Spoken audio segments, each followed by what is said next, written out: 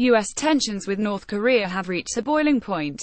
North Korea says it is carefully examining a plan to strike the American Pacific territory of Guam with missiles, after U.S. President Donald Trump threatened to hit the country with fire and fury. Trump's warning came following 2 tests of intercontinental ballistic missiles by Pyongyang last month.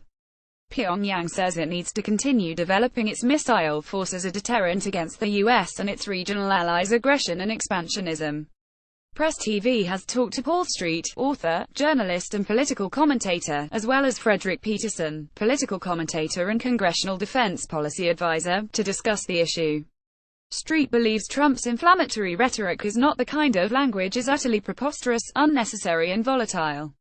The analyst also noted that North Korea is well aware that the one and only reason that it is not invaded and overthrown by the United States is its nuclear capability. He also maintained the U.S. strategic doctrine has been to carry out a preemptive strike against Pyongyang for a decade. Therefore, he said, there is nothing surprising about the way North Korea has developed its nuclear weapons. I cannot imagine anything more preposterous than positing the United States as some sort of guardian of peace, justice and democracy anywhere in the world, including the Korean Peninsula. I mean, the record of regime changes led by the United States over the last century is simply astonishing. North Koreans know very well the nuclear capability is about the one thing that saves their regime from the fate of Libya, Iraq or Chile, he said. This picture, taken on August 9, 2017 and released by North Korea's official Korean Central News Agency KCNA, shows a rally in support of North Korea's stance against the U.S. on Kim Il-sung Square in Pyongyang. Photo by AFP. Street further predicted that there will not be a war. However, he argued it could happen accidentally when heads of state use such rhetoric. Meanwhile, Frederick Peterson, the other panelist on the program, opined that this situation is the result of cowardice and fantasy in foreign policy being entertained by the United States as well as the world community to avoid conflict at all cost.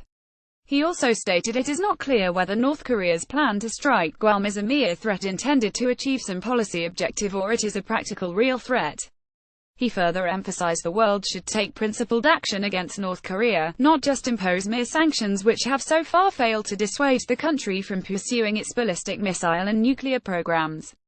What we need is principle, not just to secure South Korea, China, Japan, the US and world peace, but we need it for the North Koreans themselves, he said. Elsewhere in his remarks, Peterson claimed that President Trump was responding to threats of North Korea, not threatening Pyongyang. A national leader has a responsibility to his people. If there is to be a response to this threat of nuclear weapon use which has been made quite openly against the United States and against territories and interests of the U.S., it is the responsibility of the president to address that threat, he said. The analyst further argued the notion that North Korea's nuclear weapons have kept the United States from invading Pyongyang is hilarious and fantasy talk. He concluded by saying that North Korea poses a threat to the entire world that should not be tolerated and it needs to be addressed with principle, not war.